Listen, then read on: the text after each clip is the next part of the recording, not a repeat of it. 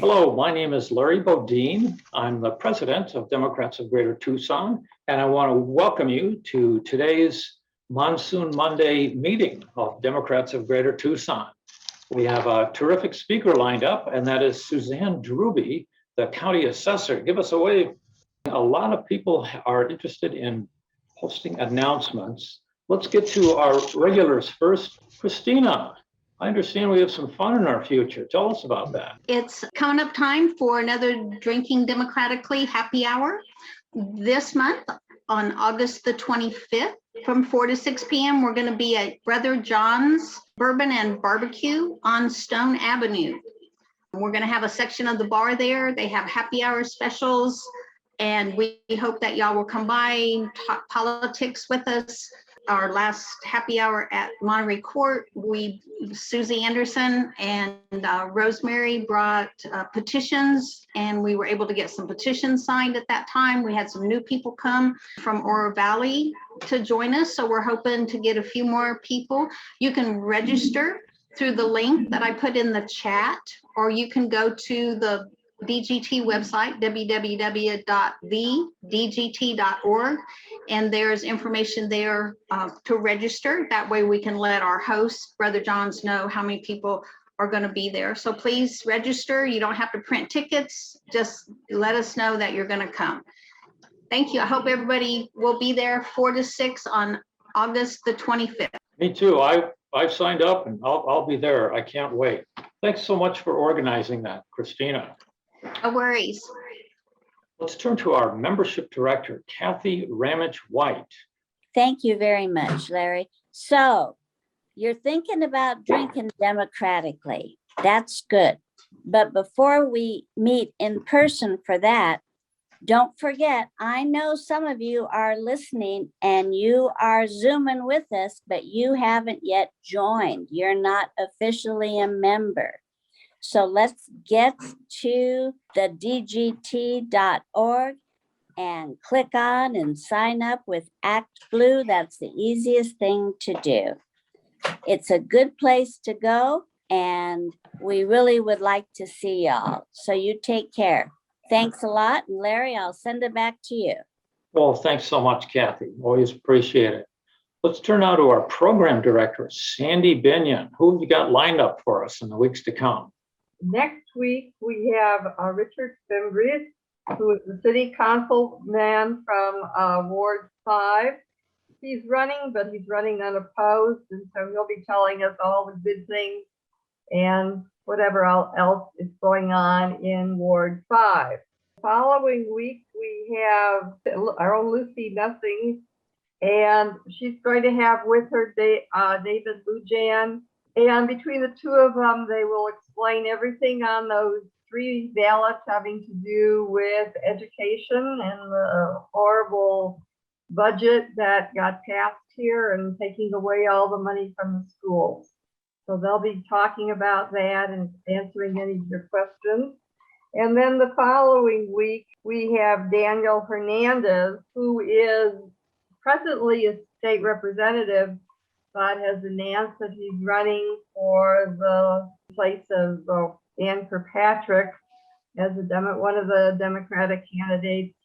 And he is the third one that I've brought on, and the only 3 so far Democrats that have announced for that position. On the beginning of September, we're going to take a day off. So we hope all of you will then join Labor in celebrating Labor Day. Thank you so much. Looking forward to all these programs.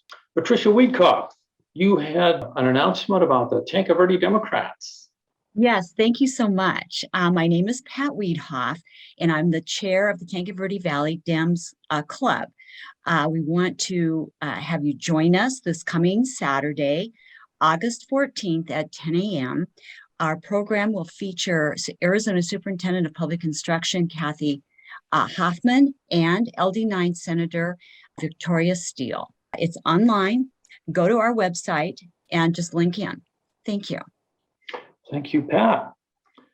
Paula Aboud has an announcement about the districts for the Justices of the Peace. Paula, go right ahead. Thank you, Larry. And great to be at DGT and to see all of these wonderful familiar faces. This is a redistricting year for justices of the peace in Pima County and the constables. Now, for those of you that read the news and watch, the justices of the peace in Pima County have been having a lot of stress around the evictions. They're making the media and they're evicting people that probably are not getting proper hearings and probably aren't getting the kind of compassion and consideration. And for instance, somebody comes in for an eviction and says, I've given the court all my exhibits, and then wants to have a hearing. And the judge says, well, I don't see that exhibit. And I know that's an important exhibit, but I'm going to evict you anyway. Whereas what our Democratic judges are doing instead is saying, it's the court's responsibility to find all of your exhibits. So we're going to reset this hearing for 5 more days to give the court time to locate your exhibits. And it's not happening.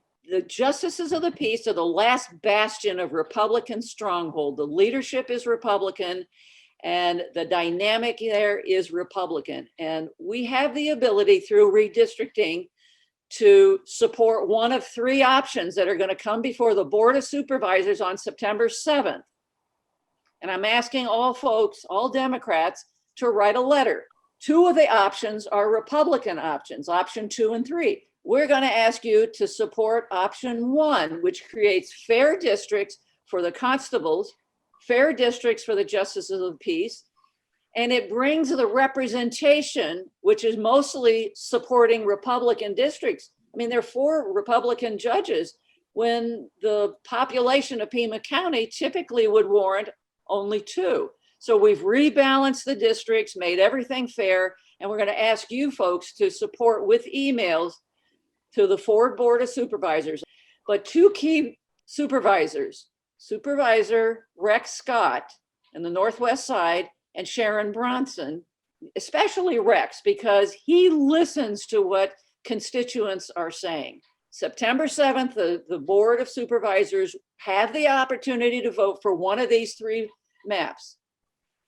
If there's so much testimony and so much concern and they want to study it, they'll continue it till September 21st. But this is very timely, so. All right, Paula, well, thanks very much. We have an announcement now from 2 representatives of the Arizona Democratic Party who have been assigned to be permanent organizers here in Pima County. Lauren Burson and Vivian Morrison, please go ahead. Hi, everyone. My name is Lauren. I met a couple of you at the happy hour a few weeks ago, so excited to be back. Again, my name is Lauren. I'm organizing in Pima County with the state party. They're calling us Project 1530, and I'll get into a little bit more about that in a second, but I just want to give Vivian the opportunity to introduce herself as well. Hi, everyone. I'm Vivian Morrison. I was born and raised here in Tucson, Arizona. I'm organizing alongside Lauren here in Pima County for the ADC's 1530. I'm going to be working really closely with LDs 3, 4, 9, and 11. And so I may be connecting with all of you in that way. And I'll kick it back to Lauren to talk more about the program and what we have coming up. I'm also going to be organizing in LDs 10, 2, and 14, just for that information. But Project 1530 is a little bit different. So the ADP has started a permanent organizing program. So this is going to go beyond just the midterms. So we're really here to help build capacity and work with the local county parties and the local LDs and just any groups that would like to work with us. We want to work with everybody. We're going to be focusing on voter registration, the independent redistricting commission meetings and that whole redistricting process, and then just party building and getting to know each other in the community and helping out in any way we can. Just want to emphasize that we are your organizers. So we will put our contact information in the chat box and feel free to call or email us at any time. If anybody would like to set up a one-on-one meeting, we would love to hear your perspectives living and working in Pima County and Tucson and how we can best plug ourselves into your existing efforts and how we can help. We are also going to be having a lunch launch party this Saturday from 10 to 1 at the Pima County Dems headquarters. So please come on down, share with your friends. Vivian just dropped a link to a flyer that we made that's in our Google Doc, and we'll be sending out a Mobilize too if you'd like to register that way. But we just want to get to know everybody in the community as best as possible. and introduce ourselves that way. So that's gonna be 10 to 1 at the Pima Dems headquarters, and there will be lunch and snacks. So please join us. We'd love to see you all and hear what you have to say and just get involved with the community. Thank you. Thank you very much. I think that covers all of the announcements. So let me introduce our speaker, Suzanne Droubie. With more than 24 years of combined experience as a property tax agent and appraiser, a real estate agent, and as a customer service specialist, Suzanne Droubie was elected Pima County Assessor in 2020. She's going to discuss the Assessor's Office's various programs, including the Senior Freeze Program, as well as other programs for historic property designation. Since she's taken office in January, she has created a business services department dedicated to assisting the business community, a rapid response team providing real-time assistance to property owners who suffered a loss from fire or other natural disasters. She started a community outreach department providing timely assistance at our county's public libraries. She created an enhanced customer service department to provide exceptional help to the public. And at long last, she's started an ongoing renovation of the Pima County Assessor's official website so that it will be more user-friendly. And with that, Suzanne, the floor is yours. Hi, everybody. It's nice to see everyone again. I kind of took a little break to try to get into the assessor's office and get my feet underneath me. So it's good to be back and it's good to see everybody. I love the assessor's office. First of all, I worked here for 8 years, but one of the things that I know I campaigned on and that I noticed was that the customer service wasn't really up to par. It was very internalized organization and dealt very strictly with what was happening inside the office. And while that is important, and that is our primary objective, is to get everything listed onto the roll and get the roll out on time, make sure that everything's valued as accurately as possible so that everybody's paying their fair amount of taxes. I also feel that customer service and just getting knowledge about the office is extremely important. Everybody out there should know what we do here. Your property taxes are one of your largest expenses. And so in an effort to do that, I've created some programs. I know I'm going to save the rapid response for last. It is, in my opinion, one of the more exciting of the programs. This still is the assessor's office. So exciting is relative. But for us here, it's really exciting. And I hope I don't bore everybody here. One of the things that I did was implemented an outreach department to provide information to the public. And right now we're doing that through our library system, through meetings to get information out there on some of the exemptions, such as our and programs that we have, like the Senior Freeze Program, the Widowers exemption, things like that. The programs that can help the public manage this expense that once we retire, let's face it, your property taxes is one of your major expenses, something that you do have to deal with. Even after you pay off the house, it is still there. And so there's some programs out there that help everybody manage this expense. And that's the information that we're trying to get out there at the libraries. We're going to expand that. Now that we're at the libraries, we're also going to get information on how your properties are valued into the hands of the real estate agents. We're going to be sending letters out there when a tragedy does befall a family. One of the things I want everybody to know is that we are out there, we're here serving a purpose, and that purpose is to serve the community. So when a loved one passes away, we are going to get information to you about the Senior Freeze. You'll get a letter in the mail from me. The last thing I want people to be doing when they need to focus on themselves and their family in these times is worry about trying to figure out what programs are available to them out there. So I'm going to be bringing this information to you so that it makes it easier, a little less to think about. You don't have to go searching for it. And I don't want anybody to not be able to take advantage of these programs because they are there to help you. So that's what we're doing a lot with our outreach program. I have an enhanced customer service department now. We are working on when people call the assessor's office, It used to be you'd call the assessor's office, and the minute you kind of went off that path of property valuation, you would get transferred to somebody else, or all of a sudden we couldn't help you anymore.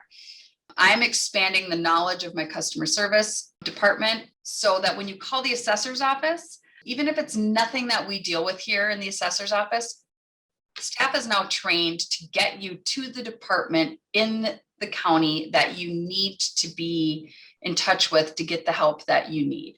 So we're not just going to, disconnect or transfer you to somebody else. And that's really important to me. People have questions about the treasurer's office. If we can answer them, we're going to answer them. The last thing I want to do is transfer you to another person.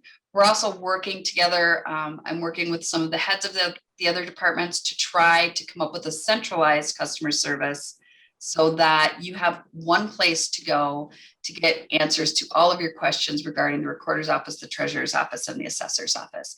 I'm really trying to stop the transferring or the moving from office to office to office by doing that. Another thing that we're doing is we are turning our website bilingual. I have gotten some pushback from the state on that. And it is one of the things that I feel very strongly about is inclusiveness for our entire community. And so you will start to see all of the forms from the assessor's office coming out bilingual. The website will be bilingual so that everybody can just go to the website, click on their language of choice, be self-helping instead of always having to look for somebody else to translate stuff. That's frustrating. And to me, in Pima County, there's no reason for it. So we're working very hard to get that done as quickly as possible. Like I said, the state's pushing back a little bit on me, but I'm pushing back on them a little bit harder with some help of some people that I've met in the county that are throwing a little bit of their weight behind me. So hopefully soon everything will be bilingual and we can push that. Maybe we'll set the example here in the assessor's office to push it out into other offices. Business services department is something that we've started here, educating our businesses on why they're paying property taxes, how important it is that they pay their fair share of property taxes. A lot of stuff has been happening right now, such as our ratio for business properties is starting to decrease. That is going to take some of that burden and shift it onto the residential homeowners. I'm working on the assessors, we're all working together to try to deal with that, to help the homeowners out so that they feel less of an impact. We're working with the county. When we're dealing with the businesses out there, like I said, I'm trying to get it so that they're more educated and not just appealing values because they can. That tax dollar now more than ever is extremely important to Pima County. That money goes to our schools and to our rapid response services out in the community. And we need to make sure that that money keeps coming in by working with our businesses, like I said, to educate. My rapid response team is also new. And that's, I'm going to say, one of my favorite programs. And we will be expanding it. Right now, what we're doing is if there is a fire or a disaster of some sort, such as flooding, right now, we're all dealing with a little bit of that. The assessor's office is getting a report now from all of the fire departments and a lot of the different community services out there that deal directly with the public when something happens, and the assessor's office has never been involved. Now we're getting involved. So if your house burns, not only are you going to deal with the fire department, the police department, your insurance company, but you're also going to have the assessor there to help you by going out there, assessing the damage and seeing if there's anything that we can do as far as your improvement value to temporarily get that reflective of what's happened so that your property taxes temporarily will go down, hopefully, while you're in the reconstruction process or whatever it is that you have to do. All of this is being done in an effort, again, to be proactive versus reactive. If you're suffering a tragedy, the last thing you want to do is sit down and try to figure out where to go to get help. Help should be coming to you. And that's kind of the main focus with everything that I'm doing in the assessor's office is we're coming out to the community now instead of the community having to figure out how to get to us and what it is we can do for them. Again, like I said, with the rapid response team, again, we're going to expand that out also to other areas. That's kind of what we have going on here. Is there any questions? I know that was a lot. Suzanne, thanks very much. I have a question just to get things started. I retired in November, and of course, my income has gone down drastically. And I noticed that in order to obtain a senior freeze, you have to have an income of less than $47,640 for two people. And my question is Social Security counted as a part of that $47,000? It is, yes. Okay, good to know. All And right, Paul, go right ahead and unmute. We have a question from Paul Wagaman. Thank you. Thank you for that presentation. It's nice to see government getting more customer friendly. Would you share why the state is opposing going bilingual? Article 28 is an article, it's part of the Arizona Constitution, and it was put in place a while back. I'm not the only elected official that hates Article 28. And I don't use that word very often, but I'm going to use it here. To me, it's a discriminatory article that was put in place to disenfranchise our Spanish-speaking community. Part of that article states that we are forbidden from putting out documents in Spanish. We are to communicate in English because English is the primary language of the United States of America. While I understand that English is the primary language, I also understand that many Americans don't speak English. And so they shouldn't be disenfranchised by me, by the government, or by anybody else. And so as part of good customer service and good government, I believe that the practice should always be to provide material in the language in which somebody can understand it. And stop harping on we don't need a primary language. We just need to be there to service everybody, and we need to do that in a manner that makes them most comfortable. And so there's a lot of forms that we use here at the assessor's office that are the Department of Revenue's forms. I started off very optimistic and a little naive, thinking this should be absolutely no problem to get these forms converted into bilingual forms. The Department of Revenue very quickly shot back at me that I needed to read Article 28, become familiar with it as an elected official, and perhaps speak to my county attorney prior to putting out any forms bilingually. Well, good thing that we've got the county attorney we have. She's very supportive of everything that I'm doing here and ready to stand up and help me with this. But we're being careful moving forward. I still am not that assessor that wants to see a bunch of lawsuits. However, this is a fight that I will take as far as I need to take it. And so that's the main reason why they're pushing back up that Article 28. You mentioned the county attorney supporting you. What about other county offices that have to deal with the public? Aside from the recorder that provides instructions and everything for voting in two languages, do other county offices do this? I haven't looked into exactly what the county offices are doing. We're just, ironically, about 2 weeks ago is when we started getting the pushback on this. So I took it up to Mr. Huckleberry's office and sat and talked with him about it. And him and Miss Lesher, like I said, are very, very supportive and behind us, which is good. But as far as checking into which other offices are currently doing it now, we haven't done that. We will be doing that. Again, I don't mind leading the way if I have to. Keep on keeping on. Yeah. Okay, thank you. You're welcome. Okay, we have a question from Sandy Saltz. Go right ahead, Sandy. Hi, Suzanne. A question, broad question on valuation. Why can't or why shouldn't the entire concept of valuing property be based on market value? Essentially tracking transactions as they happen, because the true value of any property is what a buyer and seller agree that value to be, and do away with percentage assessments, all property, what the sale is. Yeah. With valuation for mass properties and mass appraisal, which is what we do here, because remember, we're valuing over 450,000 properties in Pima County. They do use market. That is our primary valuation methodology. The reason that you sometimes see a percentage of what you would consider 100% market value is because of the margin of error, because we are dealing with hundreds and thousands of sales.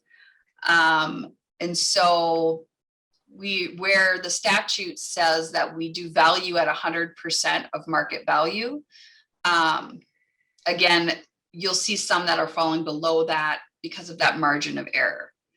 Now, one thing that we don't do in mass appraisal, and we're very careful not to do that, is when a house sells, like say your house sold for 300,000, let's throw that out there. At the assessor's office, we don't take your house and immediately put that value at 300,000. And the reason is because they call it spearing a sale, first of all.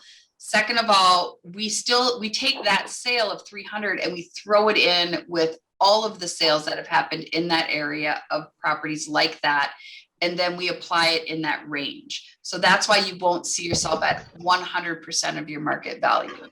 You'll see it usually anywhere between 80 and 90% of your value of what the market is indicating. And again, it's because of the margin of error when we're dealing with so many sales. Another thing we have to remember when we're looking at sales is that not all sales are considered good sales. If you're selling to your brother, it's not going to be considered a good sale. If you are selling your boat and your motorcycle and your motorhome with your house, we look at that and that's not going to be considered a good sale. So that's the other thing we do here at the assessor's office is we take every sale that happens and we research it and we look at it. And again, all of those sales go into the pot, which we call the sales ratio study. And we look at that. And from there, we look at the range and then we put the values of the houses in that range. And that's where we're trying to stay, is within a range of market value. Sometimes we can't use market. If you've got a property out there that's very unique, a lot of businesses will fall under this. Because there's not a lot of sales in Pima County of certain types of properties, we'll value those on the cost basis, which is the cost to build it, less depreciation, and then the land value thrown in there. And again, sometimes that becomes the easiest and fairest and most equitable way to value something because you don't have a lot of sales to look at to see what the most probable sale price of that would be. Something that falls into that is like some of our car washes.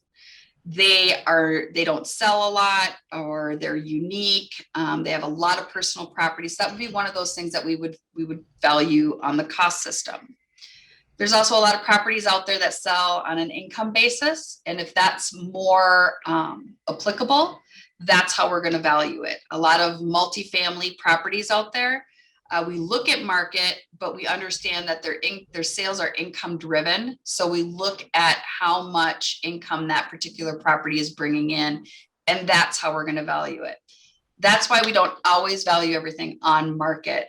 However, the statute states, and it is always our rule of thumb, that you will never be valued higher than what market indicates. So everything we do has to make sense within the market of those particular types of properties, regardless of which of those three methodologies we use. Thank you very much. That was a good explanation. Let's turn to Andrea Kennedy, who has a question. Go ahead, Andrea. Good afternoon, Ms. Droubie, and thanks for coming by to talk to us. I would like to ask about appealing an assessment of the taxes on my house. I haven't tried it in many years. The last time I did, I was told that it was my taxes went up because the houses in my area and similar areas were selling for a lot more money. And what was happening and what's been happening is people would move in, buy low, do a Jeep redo on the house, and then sell it for $400,000. And meanwhile, my house has 2 bedrooms and a bath and a kitchen that has been redone in 1973. So what do I say if I would like to try filing another appeal to lower my taxes? Do I say this is a unique home in a neighborhood? And really, most of the places here are 3 beds and 2 baths. And some of them have more frontage, but I didn't have any success. I haven't tried it in a while. So perhaps, what do I say as if I want to apply to lower my taxes based on the fact that my house is basically unimproved in comparison to the homes in the area? There is definitely a way to go about appealing that. And that is actually, since you mentioned that, that's the brochure we're actually working on right now, is to help explain this. So we will be getting, again, this information out there. But in a situation like that, because what's happening now is, yes, people are going in, they're buying the older houses, they're fixing them and what we call flipping them. And then, yeah, it sells for $400,000. And what happens at the assessor's office, and the reason your value is going up, is because the assessor's office doesn't know that this one that sold for $400,000 had been renovated and flipped.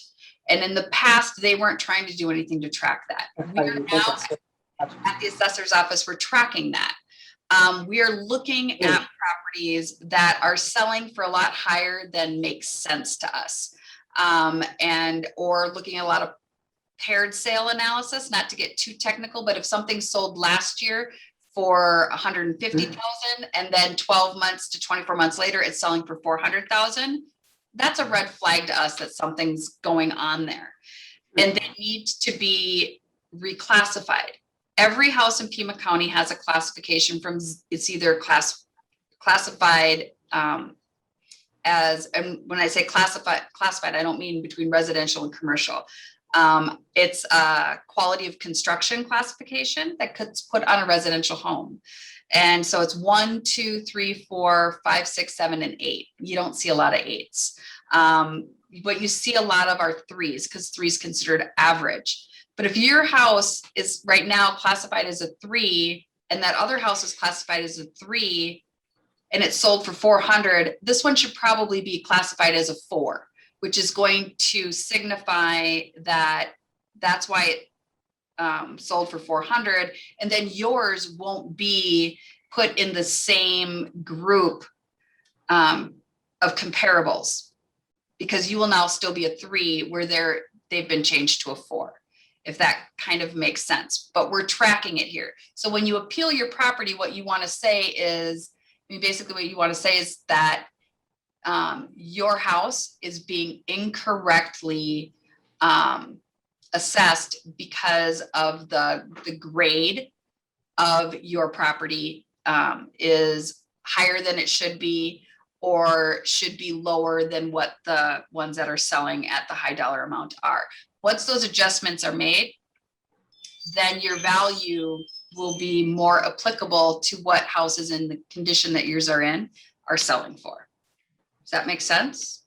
Very long explanation. Try not to get too technical. I'm real nerdy about this stuff, so you'll have to stop me if I do. I apologize.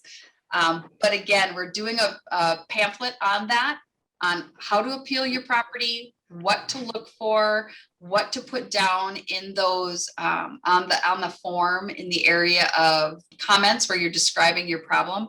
I'm going to have keywords in this pamphlet. So what if your house is only worth 200, your neighbor sells for 4, and now your value goes up? What should I say in that comment section?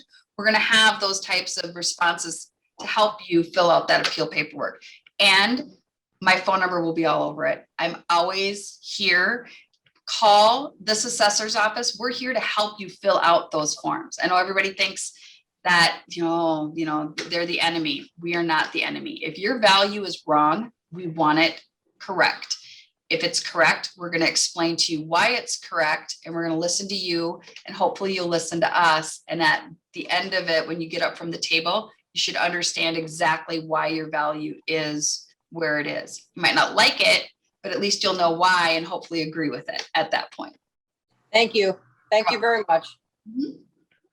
Okay, thank you. We have a question from our board member, Susie Anderson. Go right ahead, Susie. Thank you. Thank you, Suzanne. It's so wonderful to have you here and to tell us some of these nerdy things that we really don't know that much about and are afraid to ask. you talked about depreciation, but that was limited to a unique group of properties. So market value does not take into consideration that houses were built in the 1950s or the 70s or at the turn of the century. It does take into account the building materials. Okay, like some of those turn of the century that are adobe or stone are different than a timber house, a brick house, a slump block. How do those materials work into, and is there any way that depreciation works into your, for a general subdivision, into your equation? With residential properties, because they're not valued on cost, we are looking at the market. The market should reflect, because your house should be compared to like houses. So if your house was built in the 1920s, it should be, the comparable set should be houses that are built in the 1920s. And so we'll look at what the houses that are built in the 1920s are selling for. That's what creates your market. Now, if your house is in an area where it's built in 1920, but you're surrounded by houses that were built in the 50s, 60s, 70s, because of revitalization, which happens, and Tucson, a lot of areas are going through that right now, then that's something you need to bring to our attention. You need to say, hey, you know, my house, I believe, is valued higher than it should be because I think you're using the comparables in this area, which are all 50 years newer than mine. You know, the other thing we're going to do is we're going to sit down with you at the assessor's office. And if you are in a beautiful older home, one of our many in Pima County, we're going to see if you're, if it's possibly a historic property. We're going to try to see if there's any other categories that you also fit in that could, again, like I said, help with those taxes or get you into an applicable category so that you're being valued more accurately and more fairly than you possibly are right now. Thank you. Suzanne, you haven't really talked very much about business services. Tell us about the new business services department and what sort of questions are you dealing with there? Our business services department was a department that I created to help to interact with the business community. We at the assessor's office, a lot of homeowners don't realize, but business personal property is a thing, and it brings in over $2 billion worth of revenue every year to Pima County. And so we needed to find a way to get out there and interact with the business community, because we need to be able to get inside the businesses, see what type of personal property they have so that it can be valued. Also explain the exemptions. There's a very large business personal property exemption out there. I also don't want our very small businesses to not realize that that exemption exists and not be utilizing it. So we're doing a lot of that type of stuff from a business personal property standpoint. The other thing that we're doing is valuation projections for businesses, because we recognize, and I've worked in a lot of customer service things for businesses in the past, and my time as an agent, I realize it's not that a lot of times the businesses don't want to pay their taxes. Nobody wants to pay their taxes, but they're part of the community. They understand that. What happens is that all of a sudden they build this new building and they don't think property taxes for whatever reason. Property taxes, not only are the major expense of homeowners, they're also the major expense of our businesses out there. So what I'm trying to do is educate our business community and make them feel comfortable with the assessor's office so that they're coming to us ahead of time and they're saying, we're going to build, this multifamily project, hopefully low income housing over here, Sue, and our bank, and we need to know what the property taxes are going to look like for this project. so that they don't get blindsided when this project is all of a sudden built and they were told by some agent out there that the property taxes would be $100,000 to $200,000 and they get a bill from our treasurer's office for $400,000. They need a place to go where they can get an accurate estimation of what those taxes are going to be so they can figure it into their expenses when they're building their projects and when they're getting that financing.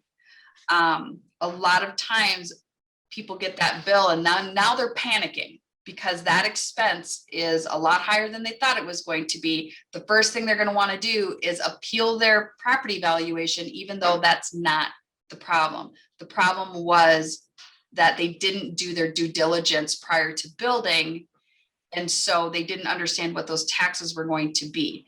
That's what happens a lot of times in our business, the assessor's office and the treasurer's office. People wait until they get that tax bill. Then they panic and they're told the only thing that they can do about it is to get their value lowered. We need to stop that. We need to quit being reactive and be proactive. That is kind of my mantra down here.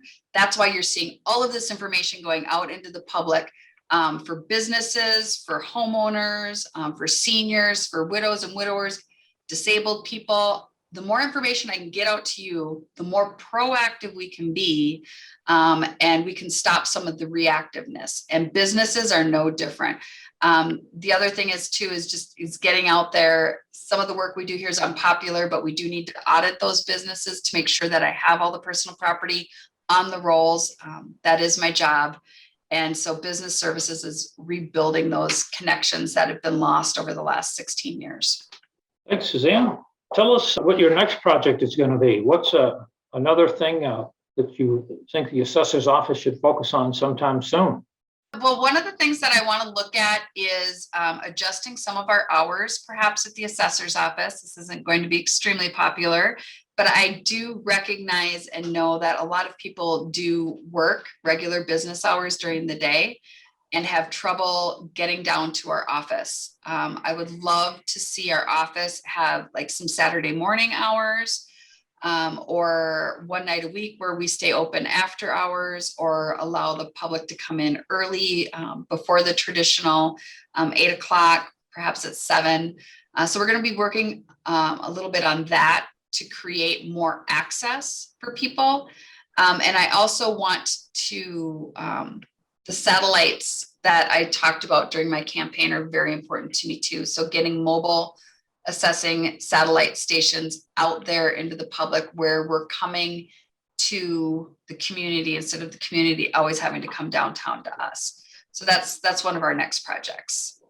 All right, Suzanne, I want to thank you so much for addressing Democrats of Greater Tucson today. We're all out of questions, except for one that I would ask you. Would you bring our meeting to a close and tell us how we can support you? Tell us how we can find out more information about your office and how do we get a hold of you? Ask questions. If you have ideas on what we can do at the assessor's office, there's no, again, I'm old school. There's no such thing as a bad idea. So if there's something we're not doing here that you think would be a really neat idea, let me know and we'll try to implement it. I love ideas and I see what's going on here. You guys see what's going on out there because you're out there living it. So let me know what I can do. That's how you can support me. The assessor's office, we have a main line, or you can call Joe Ferguson. And I will go ahead and put his phone number here down in the chat.